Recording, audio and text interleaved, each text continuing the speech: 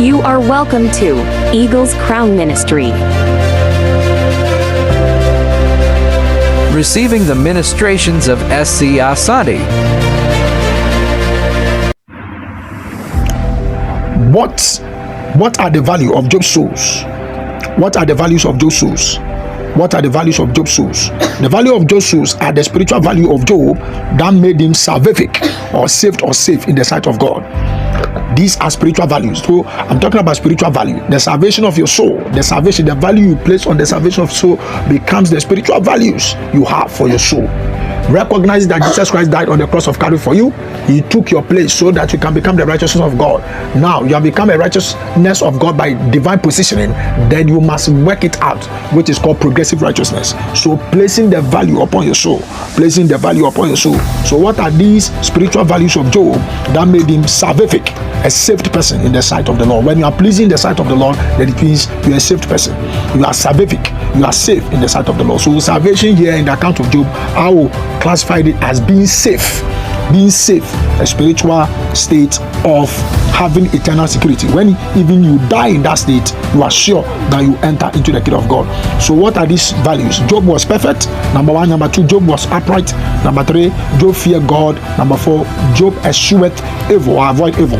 Job in his days was the wealthiest man among his generation, and yet got to show firmly secured in God.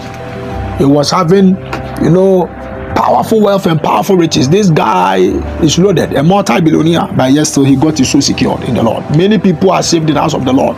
They have cars, they have mansions. Many people are blessed in the house of the Lord, and yet still their souls are not secured.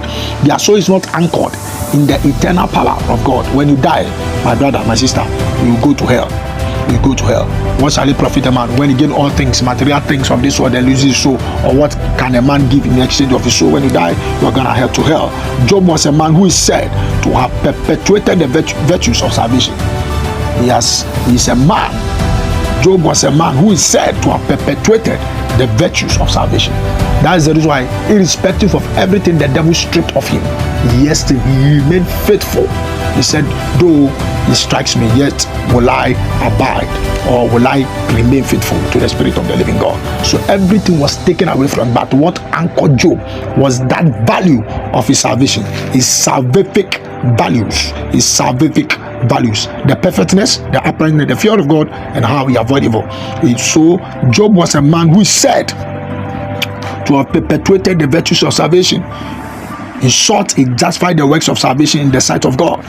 He proved himself worthy of God's salvation. So irrespective of all his wealth, yet still he placed eternal value of his soul, and by that he was justified in the sight of the Lord. That is the reason when the devil in Job chapter 2 appeared in the assembly of the holy angels. That's why God asked Satan, where have you been? Satan responded when God told him, have you considered my servant Job?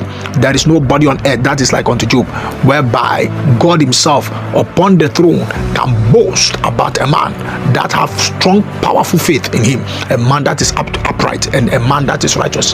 Can God boast about you in the kingdom of heaven?